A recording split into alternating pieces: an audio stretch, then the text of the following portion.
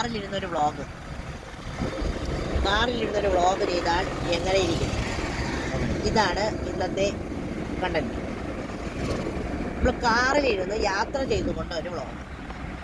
ഇപ്പം പ്രധാനമായും നമ്മൾ ചെയ്തുകൊണ്ടിരിക്കുന്ന ഫുഡ് വീഡിയോയാണ്, ഫുഡിൻ്റെയാണ്. അപ്പോൾ ഫുഡിൻ്റെ വീഡിയോ ചെയ്യുമ്പോഴത്തേക്ക് നമുക്ക് എല്ലാ ദിവസത്തെയും ചിലപ്പോൾ ചെയ്യാൻ പറ്റിയെന്ന് വരില്ല, പലതരത്തിലുള്ള പ്രശ്നങ്ങളാണ്. അപ്പോൾ നമ്മൾ ചില യാത്രകളിൽ നമ്മൾ ഇതേപോലെ ഉള്ള ടോക്കുകളും കൂടി കാറിലിരുന്ന് കൊണ്ട് പറഞ്ഞാൽ എങ്ങനെ ഇരിക്കുമെന്ന് വിചാരിച്ചിട്ട് ഇന്ന് കാറിലിരുന്ന് കൊണ്ടൊരു വ്ളോഗ് എടുക്കാമെന്ന് വിചാരിക്കുകയാണ്. പറയാനാണെങ്കിൽ നമുക്ക് ഒരുപാട് വിഷയങ്ങളുണ്ട്, പറയാൻ ഒത്തിരി വിഷയങ്ങൾ നമുക്കുണ്ട് അല്ലേ? ഇവിടെ എന്തൊക്കെ നടക്കുന്നു, ഇവിടെ എന്തൊക്കെ കാണുന്നു, ആൾക്കാർ എന്തൊക്കെ ചെയ്യുന്നു, എന്തൊക്കെ ദ്രോഹങ്ങൾ നടക്കുന്നു എന്നുള്ള ആണ് നമ്മളിപ്പം പ്രധാനമായും കണ്ടുവരുന്നത്. അപ്പോൾ നമ്മൾ കഴിഞ്ഞ ദിവസം ഒരു വീഡിയോ ചെയ്തതിൽ ഈ കേരളത്തിൽ നടക്കുന്ന അരാജകത്വം എന്ന് വെച്ചാൽ ഭയങ്കരമായിട്ട് പേടിപ്പെടുത്തുന്ന ഒരു കാര്യമെന്ന് പറഞ്ഞാൽ കൊലപാതകങ്ങളാണ് നമ്മളെ ഏറ്റവും ഭയപ്പെടുത്തുന്ന ഒരു പ്രശ്നം. പക്ഷെ ഭയപ്പെടുത്തേണ്ടതെന്ന് വെച്ച് കഴിഞ്ഞാൽ യുവതലമുറയിൽ ന്യൂ ജനറേഷൻ ഇങ്ങനെ കഞ്ചാവിനും മയക്കുമരുന്നിനും അതിൽ കൂടിയ കഞ്ചാവ് എന്നൊക്കെ പറഞ്ഞാൽ നമുക്ക് അതുവരെയൊക്കെ പറയാൻ അറിയാവൂ, അതിൽ കൂടിയ മയക്കുമരുന്നുകൾക്ക് എങ്ങനെ ഈ യുവതലമുറ അടിമയായി എന്നാണ് നമുക്ക് പേടിക്കുന്ന കാര്യം. നമ്മുടെ വീട്ടിലൊക്കെ ഉള്ള നമ്മുടെ മക്കളൊക്കെ എങ്ങനെ ഈ വലിയ ഭീകര അവസ്ഥയിലോട്ട് പോകണം, എങ്ങനെ അവരിത് ഈ പാട്ടൊന്നും നോക്കാമോ കോപ്പിറൈറ്റ് എടുക്കാനാണ്.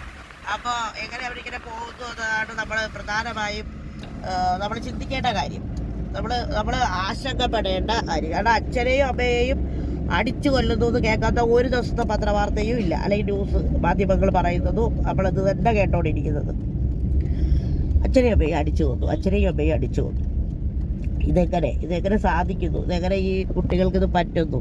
സാധാരണ മനുഷ്യരല്ലേ, എത്രയൊക്കെ ദുഷ്ടതയിൽ ചിന്തിച്ചാലും നമുക്ക് നമ്മൾ എത്ര ദുഷ്ടതയിലാണ് ഇപ്പോൾ നമ്മൾ കാര്യങ്ങൾ ചിന്തിക്കുന്നെങ്കിലും ഒരു സമയം ഒരു മനുഷ്യൻ, ഞാൻ പറയുന്നത് ഇത്ര ദുഷ്ടനാണ്, ഇപ്പം ഏറ്റവും ക്രൂരത ചെയ്ത ദുഷ്ടനാണെങ്കിൽ പോലും ബോധത്തിൽ നിൽക്കുമ്പോൾ ഒരു ദയവ്, ഒരു സ്നേഹമൊക്കെ ഉണ്ടാവില്ലേ?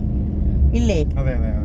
ഞാൻ ശ്രദ്ധിക്കുന്ന ഡ്രൈവിംഗ് മാത്രമല്ല ശ്രദ്ധിക്കുന്നത്, ഞാൻ പറയുന്നത് ശ്രദ്ധിക്കുന്ന. അപ്പോൾ ഒരു നേരമെങ്കിലും നമ്മൾ ഓർക്കും, അയ്യോ ഇത് ചെയ്യരുത്. അപ്പം ബോധമില്ലാതെ വരുമ്പോഴാണ് ഇങ്ങനെ നമുക്ക് ചിന്തിക്കാൻ പറ്റുന്നത് അല്ലേ? യുവതലമുറയ്ക്ക് എന്താണ് അതിനെക്കുറിച്ച് ഒന്ന് പറയാനുള്ളത്? ഉറക്കെ പറയോ. അത് പറയുകയാണെങ്കിൽ അതിനെ കുറിച്ച് ഒരുപാട് പറയാനുണ്ട്. അപ്പൊ ഇതിന്റെ മെയിൻ വിഷയം എന്ന് പറയുമ്പോഴത്തേക്ക് ഇപ്പൊ ഈ പണ്ടൊന്നും ഇല്ലാത്ത രൂപത്തിലാണ് മാതാപിതാക്കളെ ആക്രമിക്കുന്ന മക്കളെ കാണുന്നത്. നമ്മൾ പണ്ടൊന്നും ഇത്രയും ഭീകരാവസ്ഥയായിരുന്നില്ല.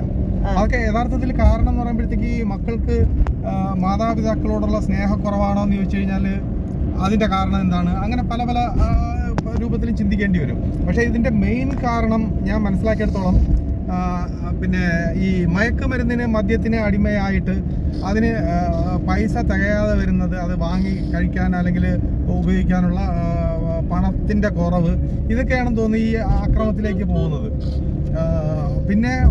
പിന്നെ മയക്കുമരുന്നിന് ഒക്കെ ഉപയോഗിച്ചിട്ടുണ്ടെന്നുണ്ടെങ്കിൽ പിന്നെ അമ്മയും അച്ഛനെയും തിരിച്ചറിഞ്ഞൂടാത്ത ഒരു സിറ്റുവേഷനും കൂടെ വരുമല്ലോ. അപ്പോൾ അതൊക്കെ ആവാനാണ് സാധ്യത എന്ന് എനിക്ക് തോന്നുന്നത്, ഏറ്റവും കുറഞ്ഞ രൂപത്തിൽ സംസാരിച്ചാൽ. പിന്നെ ഇതിനെ പല രൂപത്തിലും നമുക്ക് വ്യാഖ്യാനിക്കാം, ചിന്തിക്കാം. അതായത് നല്ലത് പറഞ്ഞു കൊടുക്കാതെ വളരുന്ന മക്കൾ, മനസ്സിലായില്ലേ? മാതാപിതാക്കളോ പിന്നെ അധ്യാപകരോ അവരെ നല്ല രൂപത്തിൽ നേർവഴിക്ക് നടത്താൻ കഴിയാത്ത വരുന്നത്, അതൊരു വിഷയമാണ്. പിന്നെ പണ്ടൊക്കെ എന്ന് പറഞ്ഞു കഴിഞ്ഞാൽ നമ്മൾ അധ്യാപകരെന്ന് പറയുമ്പോൾ നമുക്കൊരു ബഹുമാനവും ഒരു സ്നേഹവും ഒക്കെ ഉണ്ടാവും. ശരിയാ, അധ്യാപകർ തല്ലും വഴക്ക് പറയും, പക്ഷെ അതൊന്നും നമുക്ക് ഒരു കേസ് അല്ലെന്നുണ്ടെങ്കിൽ തിരിച്ച് പ്രതികാരം ചെയ്യണമെന്നൊന്നും നമ്മുടെ കാലഘട്ടത്തിൽ പഠിച്ച ഒരു കുട്ടികൾക്കും അങ്ങനെ തോന്നിയിട്ടില്ല. കാരണം അധ്യാപകർ തല്ലുന്നു, ശരി, ആ സമയത്ത് ഈ സാറന്മാരോടോ അധ്യാപകരോടോ നമുക്കൊരു പിന്നെ ഒരു വിരോധമൊക്കെ തോന്നും. പക്ഷെ അതൊക്കെ താൽക്കാലികമാണ്. നമ്മളെപ്പോഴും അവരോട് എന്തൊക്കെ പറഞ്ഞു കഴിഞ്ഞാലും പിറ്റേ ദിവസം നമ്മൾ അവരെ കാണുമ്പോഴത്തേക്ക് ഒരു ബഹുമാനമൊക്കെ ഉണ്ടാവുകയും ചെയ്യും ആ രൂപത്തിൽ. പക്ഷെ ഇപ്പൊ അങ്ങനെ ഒരു സംഭവം ഇല്ല യഥാർത്ഥത്തിൽ. ഇപ്പോഴെന്ന് പറഞ്ഞു കഴിഞ്ഞാൽ തല്ലിയാൽ പിന്നെ പോലീസ് കേസായി, അധ്യാപകർ തല്ലിയാൽ പോലീസ് കേസായി, അമ്മയെ അച്ഛനെ തല്ലിയാൽ പോലും പോലീസ് കേസാവുന്ന ഒരു കാലഘട്ടമാണ് ഇപ്പോൾ ഉള്ളത്. അപ്പോൾ അതൊക്കെ ഇതിൻ്റെ ഒരു ഭാഗമായിട്ട് നമ്മൾ കൂട്ടി വായിക്കേണ്ടി വരും. അതായത് അതിന് മൂല്യച്യുതി എന്നൊക്കെ വേണമെങ്കിൽ പറയാം. മനസ്സിലായില്ലേ? അപ്പൊ അതൊക്കെ തന്നെയാണ് ഈ മാതാപിതാക്കളെ സ്നേഹരാഹിത്യം എന്ന് പറഞ്ഞില്ലേ, മാതാപിതാക്കളെന്ന് പറഞ്ഞ പഴയ ചെലവല്ല. ഇപ്പൊ ചെലവ് വലിയ കൂടുതലാണ്. ഇപ്പൊ പണ്ടത്തെ പോലല്ല 5 രൂപയ്ക്ക് ജീവിച്ചിരുന്നത് ഇപ്പൊ 500 രൂപ ഉണ്ടെങ്കിലേ ജീവിക്കാൻ പറ്റുള്ളൂ. പക്ഷേ ഈ മക്കൾക്കാണെങ്കിൽ ഇത് അറിയത്തില്ല. അവർക്ക് പിന്നെ എന്താണ് കൂടുതൽ കൂടെ പഠിക്കുന്ന മക്കൾ, ഇപ്പോൾ പണമുള്ള വീട്ടിലെയും പാവപ്പെട്ട വീട്ടിലെയും മക്കൾ കോളേജുകളിൽ സ്കൂൾ തലങ്ങളിൽ തൊട്ട് അവർ അതിൽ തന്നെ വ്യത്യാസം കണ്ട് തുടങ്ങി. അപ്പോൾ അവർക്ക് ഇതൊന്നും നമുക്കില്ലല്ലോ എന്നുള്ള ചിന്തയാണ് അവരെ വേണ്ടാത്ത കൂട്ടുകെട്ടുകളിലേക്ക് കൊണ്ടുപോകുന്നതും അവർ പോകുന്നതും. അത് എനിക്ക് സ്നേഹരാഹിത്യമാണെന്നൊന്നും തോന്നുന്നില്ല. മാതാപിതാക്കൾക്ക് സമയമില്ല ഇവരെ സ്നേഹിച്ചുകൊണ്ടിരിക്കാൻ. ഇവരെ ഇങ്ങനെ ഓടിക്കൊണ്ടിരിക്കും ചെലവുകൾ വർദ്ധിക്കുന്നതനുസരിച്ച്. ഒരു 3-4 മക്കളൊക്കെ ഉള്ള കുടുംബമാണെങ്കിൽ ഇപ്പോൾ വിദ്യാഭ്യാസം ചെയ്യിപ്പിക്കാനേ പറ്റില്ല. നല്ലപോലെ പഠിക്കുന്ന കുട്ടികളാണെങ്കിൽ അവരെ നമുക്ക് പഠിപ്പിക്കേണ്ടെന്ന് വിചാരിക്കാൻ പറ്റുമോ? ഒരിക്കലും പറ്റത്തില്ല. അവർ പഠിപ്പിച്ചേ പറ്റുള്ളൂ. പക്ഷെ അവർ പഠിപ്പിക്കുമ്പോൾ അവരെ എങ്ങനെ നമ്മൾ പഠിപ്പിച്ചെടുക്കുമെന്ന് അറിയാൻ വയ്യാത്ത ചിലവുകളാണ്. ഇപ്പോൾ ഭയങ്കര ചിലവുകളാണ്. കോളേജുകളിൽ തന്നെ ഇപ്പോൾ സാധാരണക്കാരുടെ മക്കളുടെ ഒപ്പം പണക്കാരുടെ മക്കൾ പഠിക്കുന്നുണ്ട്. ഇപ്പോൾ അവർ ജീവിക്കുന്ന ഒരു രീതിയുണ്ട്. ആ രീതിയിലൊക്കെ നമുക്ക് മുന്നോട്ട് പോകാൻ പറ്റത്തില്ല. അപ്പോൾ കുട്ടികൾ വീട്ടിൽ പ്രശ്നം ഉണ്ടാക്കും. മാതാപിതാക്കൾ അതിനനുസരിച്ച് ഓടാൻ തുടങ്ങും. ഇങ്ങനെയാണ് ഈ കൂടുതലും ഈ പ്രശ്നങ്ങൾ ഈ യുവതലമുറ ഇങ്ങനെ മാറാൻ തുടങ്ങി. അവർ ഇല്ലാതാവാൻ തുടങ്ങിയത്, അവരെ നശിച്ചു പോകുന്നത്. അപ്പം അങ്ങനെയാണ് അവർക്ക് മാതാപിതാക്കളെ കൊല്ലാൻ തോന്നുന്നത്. അല്ലെങ്കിൽ നമ്മളൊക്കെ ഇടയ്ക്ക് എന്തെങ്കിലും ചെയ്യുമോ? ഇല്ല. ഇപ്പോഴത്തെ കുട്ടികൾ ദേഷ്യം വരുമ്പോൾ അവർ ചെയ്യുന്നു, അവർ കൊല്ലുന്നു. അവരൊക്കെ ഒരു മടിയില്ല. സഹോദരങ്ങളെ കൊല്ലുന്നതിനും മടിയില്ല, മാതാപിതാക്കളെ കൊല്ലുന്നതിനും മടിയില്ല, ഒന്നിനും ഒരു മടിയില്ല. അവരെ കൊന്നുകൊണ്ട് അവർ ചവിട്ടി അരച്ച ഒരു ജീവിതം എന്ന് പറഞ്ഞാൽ ആർക്കും സ്നേഹമില്ല. ഈ അവർക്കൊക്കെ ദേഷ്യമാണ്, ഫ്രസ്ട്രേഷനാണ്. ഇതൊന്നും അറിയില്ല, എനിക്കറിയില്ല അവരെന്താണ് അവരുടെ മനസ്സിലുള്ളത്. അതാണ് എനിക്കറിഞ്ഞുകൂടാ. പണമില്ലായ്മയാണ് ഒരു തരത്തിൽ ഒരു പാശ്ചാത്യ നാടിൻ്റെ ഒരു ജീവിതമായി മാറി.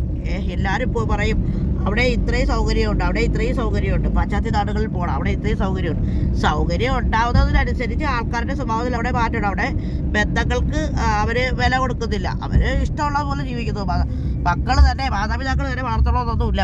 മക്കൾ തന്നെ ജോലി ചെയ്ത് ജീവിക്കുന്നു. അവർ പോകുന്നു, അവർ ഇഷ്ടമുള്ള ജീവിതം ജീവിക്കുന്നു, ഇഷ്ടമുള്ളവരോടൊപ്പം ജീവിക്കുന്നു. അങ്ങനെയൊക്കെയാണ്. ഇവിടെ ഒരു 25-30 വയസ്സ് കഴിയുമ്പോൾ കല്യാണം കഴിപ്പിക്കണം. 20 വയസ്സ് കഴിയുമ്പോൾ തൊട്ട് പെൺകുട്ടികളെ കല്യാണം കഴിപ്പിക്കണം. അവരെ ഇത്രയും സ്ത്രീധനം കൊടുക്കണം. ഇവിടെ കഷ്ടപ്പാട് മാത്രമേ ഉള്ളൂ. ആ ഒരു പാശ്ചാത്യ നഗരം പോലെ ആവണമെന്ന് മക്കളെ എല്ലാം പഠിപ്പിച്ചിട്ട് ഉടനെ പുറത്ത് വിടും. ഇവിടെ പറ്റൂല. കാരണം ഇവിടെ ജോലി ചെയ്താൽ അവർക്ക് ജീവിക്കാനില്ല. ഇപ്പം തന്നെ +2 കഴിഞ്ഞ കുട്ടിക്ക് എന്തൊക്കെ പഠിക്കാമെന്ന് തിരക്കിയപ്പോൾ മൊത്തവും ജർമ്മനിയിൽ പോണതാണ് നല്ലത്. അവിടെ ആണെങ്കിൽ സ്റ്റൈഫൻഡോട് കൂടി പിന്നെ നഴ്സിംഗ് പഠിച്ചാൽ സ്റ്റൈഫൻഡ് കിട്ടും. അത് കഴിഞ്ഞിട്ട് ഉറപ്പായ ജോലി കിട്ടും എന്ന് പറയുന്നതാണ്. അല്ലാതെ സാധാരണ ഒരു കാര്യമല്ല ഇവിടെ പറഞ്ഞുകൊണ്ടിരിക്കുന്നത്. അതൊക്കെയാണ് ഈ മൂല്യച്യുതിയുടെ മൂല്യങ്ങൾ കാത്തു സൂക്ഷിക്കാത്ത മൂല്യച്യുതിയുടെ ഒരു വലിയ കാര്യം. കാരണം എനിക്ക് തോന്നുന്നത്, എൻ്റെ ചെറിയ അറിവിൽ നമ്മളൊരു യാത്രയിലാണ് ഈ വീഡിയോ എടുക്കുന്നത്. അപ്പോൾ വീഡിയോ കണ്ടുകൊണ്ടിരുന്ന നിങ്ങളെല്ലാവരോടും നിങ്ങൾക്കുള്ള അഭിപ്രായങ്ങൾ നിങ്ങൾ എഴുതണം. അഭിപ്രായങ്ങൾ എഴുതി നിങ്ങളെ കമൻറ്റുകളായിട്ട് എഴുതി സപ്പോർട്ട് ചെയ്ത് ഇത് എന്താണ് ഈ യുവതലമുറയ്ക്ക് പറ്റിയതെന്ന് നമ്മൾ മനസ്സിലാക്കണം. ഇതൊരു ചെറിയ കുഞ്ഞു വീഡിയോയാണ്. ഇതൊരു വലിയ വീഡിയോ ഒന്നുമല്ല. ഒന്ന് മനസ്സിലാക്കാൻ വേണ്ടിയിട്ടുള്ള ഒരു നൈമിത്രയുടെ നിങ്ങളെ കൂടെ നമ്മളുടെ മനസ്സിലുള്ള വേവ് അറിയിക്കാനുള്ള ഒരു വീഡിയോ മാത്രമാണ്. അപ്പോൾ ഇതിവിടെ നിർത്തുന്നു. നമുക്ക് ഇനി മറ്റ് കാഴ്ചകളിലേക്ക് പോകാം. എല്ലാവരുടെ ഒരുപാട് സ്നേഹം. ഇനിയും വീഡിയോയിൽ ലൈക്ക് ചെയ്യുക, സപ്പോർട്ട് ചെയ്യുക ചെയ്യണം കേട്ടോ. കൂടെ നിൽക്കുകയും വേണം.